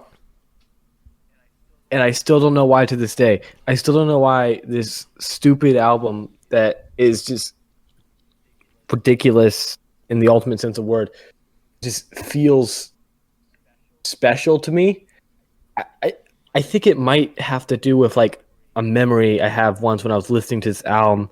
It was like some important event, but I can't, whenever I listen to it again and again, I don't know what to feel. I feel like it's some strange force that completely surrounds me and smothers me, and just its grimy sound. And I still don't even know if it's an experience I like, but I just know that I always think about this album fondly, despite all the weird shit on it, despite again and again just constantly just bombarding you with this abstract walls of noise. I really, really feel fond for it, and it's unexplainable. I just like Pure Guava a lot. That's it. Fair enough. Yeah, fair. Fair enough. Yes. Indeed. My favorite tracks from Chocolate and Cheese are Take Me Away, Freedom 76, A Tear for Eddie, Mr. Would You Please Help My Pony, the HIV song, What Diener Was Talking About, Don't Shit Where You Eat, Roses Are Free, and Spinal Meningitis. And my least favorite track is Candy. My favorite tracks on White Pepper were exactly where I'm at: Flutes of Chi, Bananas and Blow, Back to Base Home, Stay Forever, and my least favorite track is Pandy Fackler. My favorite's from White Pepper, and I'm not going to do what is Toaster Queen's pet peeve by just saying all of them are my favorite. So I'll just pick a couple. So exactly where I'm at, Flutes of Chi, Even If You Don't, Bananas and Blow, Back to Basem. That song has me ascending every time. Josh agrees with me. There is that the flute on that song sounds exactly like the flute that's in Strawberry Fields Forever by the Beatles. Yes, it does. I made that connection and I can't unhear it now. It really does. It does. Yeah, it's exactly the same thing. Pandy Fackler, which is in their own words, tighter than Steely Dan's asshole. Stay Forever would be my wedding song if I ever get married. I don't know if that's gonna ever happen. And then Choose Your Baby is Get married to me. and Choose Your Baby is a beautiful closer. Least favorite, if I had to pick one, I don't know, Ice Castles, but it's still great. Thank you for respecting my stupid pet peeve. For Quebec, my favorites are It's Gonna Be a Long Night, Zoloft, Transdermal Celebration, that song, Tried and True, Yes. Happy Colored Marbles, The Argus, and If You Could Save Yourself, You'd Save Us All. My least favorite is Alcan Road. This album is amazing, and we're only at number 3. And now, oh, never mind. Sorry. My favorite was the Stallion Part 3, and my least was Poop Ship Destroyer. I at least do that once every episode now. Every time we can't. It's not a tape podcast episode if we forget Pure somebody. guava. It's very skippy. Pure Guava turns 28 in 7 days. Yeah. Oh, my baby. All right. You grew up so So we're in the top 2 now. The last 2. Yes. Support some more orange juice. Woo! And There it goes. my number 2 spot, what I think is Ween's second best album, is Quebec. I also chose Quebec. My number 2 pick, ladies and gentlemen, we are in 10 territory now. My number 2 pick is White Pepper. My number 2 pick is also Quebec, and it's also 10. My number 2 pick is 12 Country Greats. Hell That's yeah. a based Hello. pick. You know what that means? Yeah. So yeah, Quebec. God fucking damn, this album, it's easily one of Ween's best for a few reasons. The album has some of Ween's best production that sees them incorporate elements of each significant era of the band, like the Brown era, the Mollusk era, the Chocolate Cheese era, the White Pepper era, but with some of their best and most memorable songs, not to mention, some of them are just transcendental. Like, lyrically, this has some of Ween's best songwriting as the lads were just going through a lot at the time, anxiety, their relationships were crumbling, and addiction, and I like how they tackle these topics on here, and their signature humor is still intact on a couple of these tracks here, and it's nice to see that. It's a healthy balance between everything, like the mature side of Ween and just the silly side of Ween. Like, it is an album of just twisting, psychedelic jams and mind-bending silliness, but it just feels like so down to earth, and it just has so many amazing songs on it. I won't take up too much time, but it's just amazing, and there may be 1 or 2 songs that I don't think are all that great, but there's just so many consistently great tracks on this thing, and it's only being out by 1 album. We'll get to that eventually. Yeah, when I was first listening through all the Brown Ween albums, I would have never imagined that, an album like Quebec was on the horizon. But, following the journey all the way, it's not really surprising that, the boys had it in them. I think this is probably their most calculated and thought out and just intricate album ever. All of the psychedelic aspects are just, as Mick said, mind-bending and just entrancing. I think the music here is just incredible. Both Gene and Dean, just their chemistry together, not only comedically on a lot of the previous albums, but just musically is just fantastic. And just you know, the ideas they explore here and the precision and just the energy that they do it with is just admirable, and it's overall just an incredible album that's only beaten out by, you know, as Mick said, one. Sorry about the voice crack again. I haven't drank water today. It's fine. I have a fucking problem. Juice, man. I really do. Drink some fucking water, Jesus. No, I drank a glass this morning. This podcast sponsored by Orange Juice, Florida Propaganda. Okay. Do you guys know that orange juice is a very good source of vitamin C? It's pretty nice. Indeed, So I agree. my number 2 pick is also Quebec. I'm trying to pull up the Wayback Machine and look at what this album was at like years ago, because in radio music it was really not very high. It was probably like 0.2 points lower than it is now. This thing's like shot up, and it's well deserved. So yeah, I'm gonna repeat myself again. Masterpiece, and for a couple of different reasons. First reason, I think it's their most consistent record. There's no bad songs on here at all. I've said that about like 5 of these albums already, but it's still true. Yeah, influenced a lot by personal troubles, and everyone's through on some of the songwriting. Even though I think some of the humor, like Heavy Color Marbles, it's so ridiculous that like the dark subject matter is kind of masked a little bit by just how bizarre the song is. But it also, the album also has like great rockers, like It's Gonna Be a Long Night, and Transdermal Celebration, which is maybe their best song. I think it's probably one of the best guitar solos I've ever heard in my life. I'll tell a funny story about the guitar solo in a bit. But yeah, honestly, this album kills. It kills me like emotionally too. There's plenty of moments that like make me want to weep. Like I Don't Want It. I can never hear that song without wanting to cry. Like it's ridiculous. It like moves me like no other song does. And then you have like the Argus, which is like, how could a band write Blackjack and then write this, which is like one of the best prog songs ever of all time. No questions asked. Like that build up. Oh my god, it like makes me want to like eject some like seminal fluid from my body. Like it's ridiculous. Sweat. Sorry, I'm gonna go off on this album, but it's also really experimental. The experiments work, I think. I sort of disagree with Toasterqueen about the experiments not really working out on this album all the time. I think So Many People in the Neighborhood is a great electro-industrial track. That like drum breakdown in the middle sounds exactly like Battles. Like Ween literally invented Battles with that song.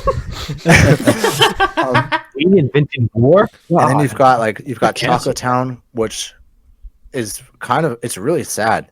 There's that line about like scraping his guts off of the ceiling. Like that's one of the darkest things I've heard ever. Like that imagery just like it really terrifies you. Honestly, yeah, it's just fucking incredible. This album is a masterpiece. I don't know. I could have a whole episode about this album, honestly. But we're gonna stop there. Fair. All right. Number 2, White Pepper.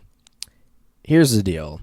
I know that this album is not super experimental. It's not their most daring album that they ever made.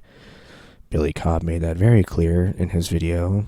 But Going direct shots at Billy Cobb here, thank you. That being said, I love you, Billy. I love you, Billy. Your Zero Wee stuff is good. But just because it's a standard rock album for Ween, that doesn't mean this album doesn't slap just all the way through. Like that's the thing that I see with this album. They can do experimental stuff and they can do crazy stuff, but when they really just want to write some tunes and like, you know, just have a good rock song that they want under their belt, they deliver. And it's just the thing with this album is why it's a 10 for me is just because there's not a bad song on here. Like I don't have any complaints about it. I mean, yeah, I'm gonna have a least favorite, but that song is still like a 9 out of 10 song. Like this album is just a blast all the way through, and some of their best songs are on this album. Like Back to Basin, used to be my favorite Ween song of all time. Like it's my second favorite, so I it's still nothing to sneeze at. But that song is otherworldly. Like I can't believe when I listen to that song that this band, the same band who wrote like Poop Ship Destroyer and Pollo Asado and like all these crazy songs, just make this out of body like experience of a song.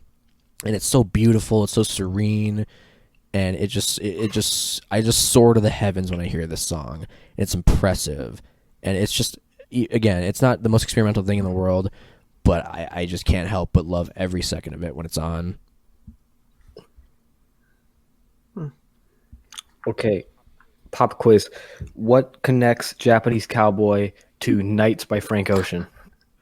They both have No idea. they both have a lyric talking about how cheap the food at Shoney's is. So 12 golden country greats. Now, as someone who like genuinely just loves country music, just loves the iconography of cowboys, loves the iconography of the Wild West, and oftentimes kind of that feels like kind of an exception on like, you know, music reviewing circles. There's not, I made a joke about this before it started, but all the reviews on this album of the year, like, what the shit, a country album that's actually good, that's insane. And it, as someone who listens to a bunch of country, modern, old, everything, I love all of it. I've never connected to a country album as deeply as this. I think there's stuff that's better, sure. 12 like Gunfighter Ballads is one of the greatest albums of all time in my opinion, but I've never felt like a country song could be about me except 12 Golden Country Greats. And I know that sounds ridiculous because it's talking about, you know, smoking, doing cocaine in a spa, and you know, I don't, but Not yet. I don't. You're right, not yet. But I just, it's like these strange country songs about just like the assholes you see walking down the street, or the type of food you're going to, or like your shitty neighbor who hates his wife, like yells about like dinner, dogs on porches, just these really innocuous things. It all comes together in this. I'm gonna be crazy and say this, beautiful album. I even just the disgusting stuff like scrape mucus off my brain or Mr. Smoker. It's beautiful. I can't help but think it. I can't help but think really innocuous small things like, I guess I spent the dog food money. Like I hear that, I picture it in my head. I see this person. I see this like life that they live, and it's just this. It's astounding. I love this album so much. And the instruments on this are just beautiful. It not only just like it take more rock influence, but you also have cool moments where they bring out Spanish guitars or the steel guitar solo on Powder Blue, which just sounds awesome. And I used to think that like Fluffy was the worst shit ever. I was like, what? Why would the alternate dimension Ween ruin my favorite country album? God. But I've listened to it a lot in preparation. Like, I've either gotten numb to it or I've warmed up to it, because at this point, I'm just like, I don't even care anymore. I love this album. And I think that it's like the outlaw album of the modern age. It's country music not talking about the Wild West and, you know, bandits, Jesse James. Is country music talking about stoners at a Disney parking lot, because, you know, why not sing songs that reflect the modern day? Why not sing everyone always talks about country music is just, you know, full of cliches. They're like Bud Light, beers, pickup trucks. This is a country album that truly pushes the bounds of what country music can be about and what country music can reflect and who can talk about, while still retaining these core country roots to it. And I think that's just amazing. It's an incredible album. Amazing. Huh. Yeah. Yeehaw. Yeehaw! Woohoo! So yeah, we have 10 minutes. My favorite tracks from Quebec are Transdermal Celebration, top 2 Ween track, Chocolate Town, Hey There Fancy Pants, It's Gonna Be a Long Night, Among His Tribe, The Argus, and I Don't Want It. My least favorite tracks are So Many People in the Neighborhood and The Fucked Jam. My favorite tracks on Quebec were Zoloft, Transdermal Celebration, Among His Tribe, Captain, I Don't Want It, The Argus, If You Could Save Yourself. My least favorite track was Hey There Fancy Pants. Oh. My favorite tracks on Quebec are It's Going to Be a Long Night, Transdermal Celebration, Among His Tribe, Tried and True. That riff on that song is so damn good. It sounds like leaves falling. Chocolate Town, I Don't Want It, The Argus, and the closing track, If You Could Save Yourself, You'd Save Us All. And the only fun fact I have for you is about the guitar solo on Transdermal Celebration. Basically, the backstory is Jenner was like messaged by one of his friends that Santana's equipment had been like stored overnight in a storage locker because he was going to perform on Good Morning America the next day. So he broke into the storage unit, took pictures of how the stuff was left, like took Santana's gear, played the solo in one take, and then put everything back together to match the picture so that there would be like no suspicions. So like that, I've already said that's one of the best guitar solos of all time. It might be the best one I've ever heard in my life, and it was done in one take. That's like really all that's Like I said, every Ween album is an Arrested Development. That is all I have to say episode. about. That's all I'm going to say about that song. That song is a 4.6 for a reason. Yes. My favorite tracks from White Pepper were Exactly Where I'm At, Flutes of Chi, Even If You Don't, Bananas and Blow, Stroker Ace, Back to Basin, The Grobe, Pandyfackler, and Stay Forever. My least favorite is Falling Out. My favorite is Japanese Cowboy, and my least favorite is Fluffy. Number 1.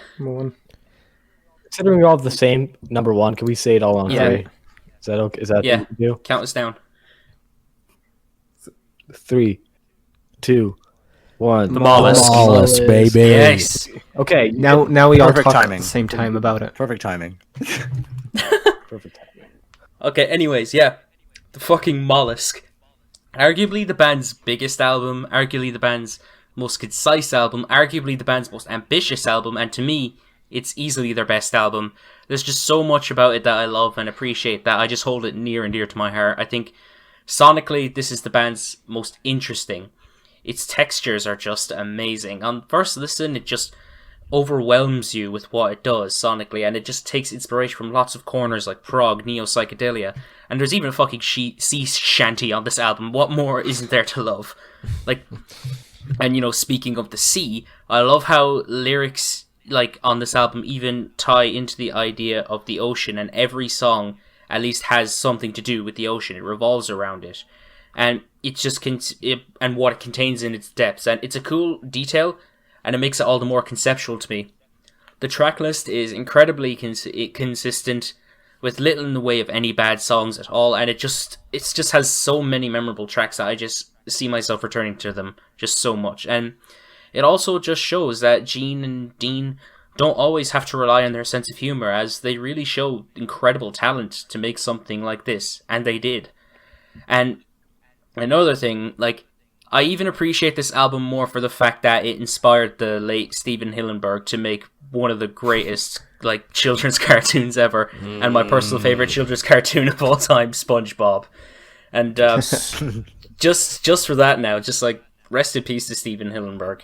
And Rest the in Mollusk peace. is fucking incredible. Yeah, even though I have ranked it first, it's probably the hardest for me to describe and talk about. I had a really hard time coming up with what to say about it, which is fine ultimately because we don't have that much time left. But it's just so crazy, and the whole nautical theme to the album is executed so well by Ween. It's like they were made to write sea shanties and fucking songs about the ocean. It just their whole vibe and their whole goofiness just works so well with this kind of pirate-like, just adventurous themes and like topics in the album. The whole sound, it was made for Ween, and Ween were made for it. It works so perfectly, and Ween have never sounded more in their comfort zone than on tracks like Ocean Man or the title track or Buckingham Green. Everything they do on here turns to gold, and it just has such a wide array of sounds and styles and concepts, and all these puzzle pieces fit together perfectly to create an album that, even among a discography as varied as Ween's, is certainly one of a kind. Yeah. This album is a masterpiece. That's all I can say. This album, Ween feels like they're in their element on this album. It seems like ocean life and the sea is just their specialty. It's the perfect blend of humor and emotion, and it's just a fantastic listen through and through. The songs sound immaculate, and their best songs are on this album. I mean, Ocean Man's their best song. I'm just gonna say it. I know people scoff at that because it's the normie song or it's the SpongeBob song. It's their best song. It was used in the movie for a reason. It's an amazing song. One of the best songs I've ever heard in my life. Not even joking. And this, speaking of SpongeBob, this album deserves major credit for influencing one of the greatest television shows of all time, in my opinion. I mean, look at my PFP. Look at it. It's podcast. Let me tell you, people, it's a SpongeBob PFP because I absolutely adore this show, and I know this might not be fair, but that's all I can hear when I hear this album. Is I can just hear SpongeBob. I can hear Bikini Bottom. I can hear people walking around in the Krusty Krab ordering food. I can hear Plankton figuring out another one of his devious schemes to steal the Krabby Patty secret formula. It's just like this album. Do you think Mr. Krabs is seeing this album is Mr. Krabs is singing is leading the charge in the Blarney Stone, and it's just like it's a fantastic album. And I will say as well, playing the SpongeBob SquarePants video game movie or playing SpongeBob Battle for Bikini Bottom while listening to this album is an out of body experience. Please do so. This album's amazing. I will do so. I will fucking do so. We're gonna play together. Yes. Hell yeah. Okay, yeah. I guess I'll go. So yeah, in addition to all the things Josh said, I can also hear rock bottom when I listen to this album. So yeah, this album is my favorite Ween album. I've sort of debated it, but I think it deserves to be for a bunch of different reasons. First of all, it's the album that got me into the band. It came out on the same day I was born. As did The Great Milenko by the legendary ICP. That's amazing. I like that. Actually, the artwork was done by Storm Thorgerson, who did the Dark Side of the Moon album cover. Same dude. Fun fact. That's a good fact. Obviously, it inspired SpongeBob. Very obviously did. Stephen heard Ocean Man was like, "Yo, I'm gonna make a show about this."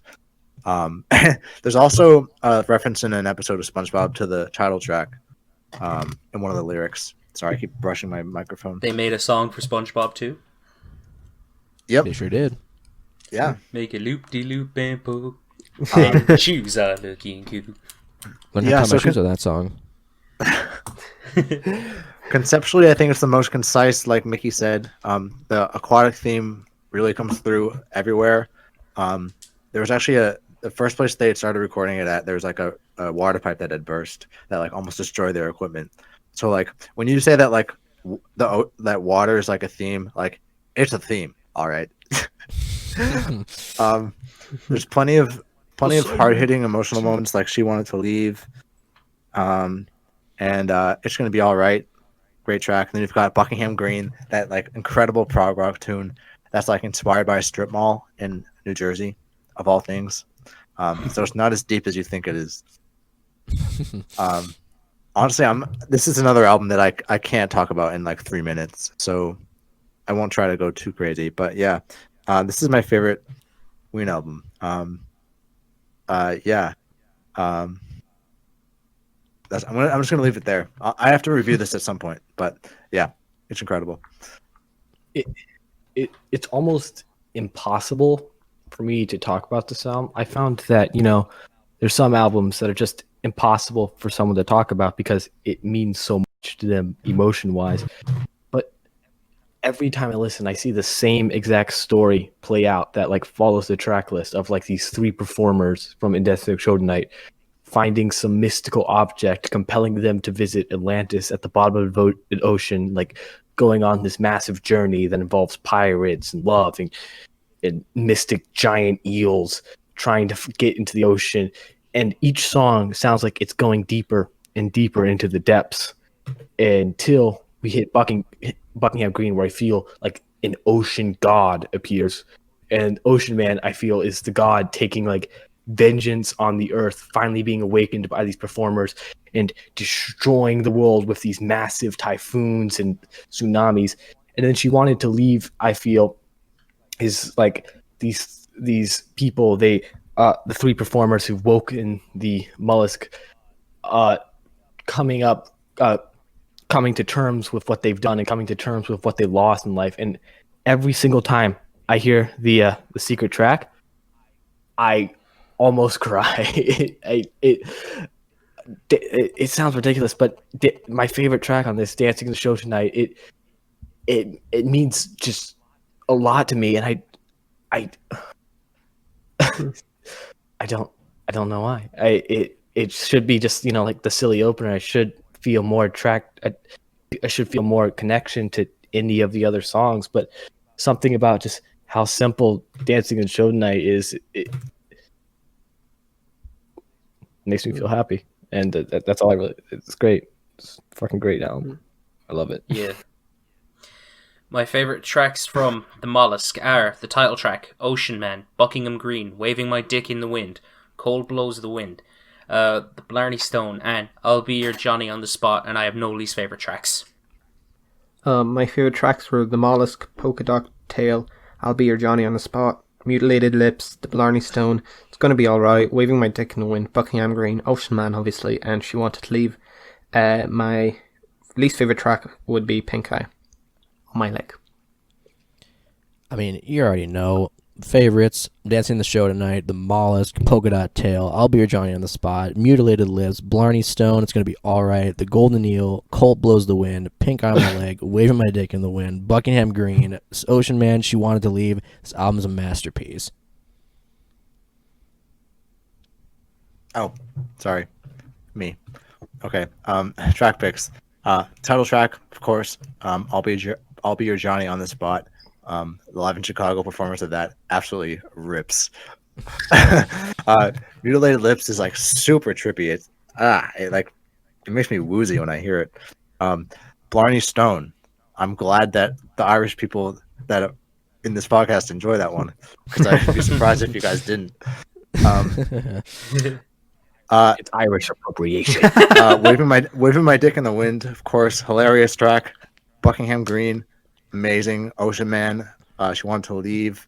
And then my last track pick, I found a really funny comment for it. My last favorite track is Pink Eye on My Leg. And I just want to read this comment from Rate Music that I found today. Okay. It was a symphony of triumph. The notes flowed up. They spoke of rising, and then they were the rising itself. They were the essence and in the form of upward motion. They seemed to embody every human act and thought, and that had ascent as its motive. The barking dog sound really added to it. It was a sunburst of sound, breaking out of hiding and spreading open. That was about when the moaning started. It had the freedom of release and the tension of purpose. It swept space clean and left nothing but the joy of an unobstructed effort.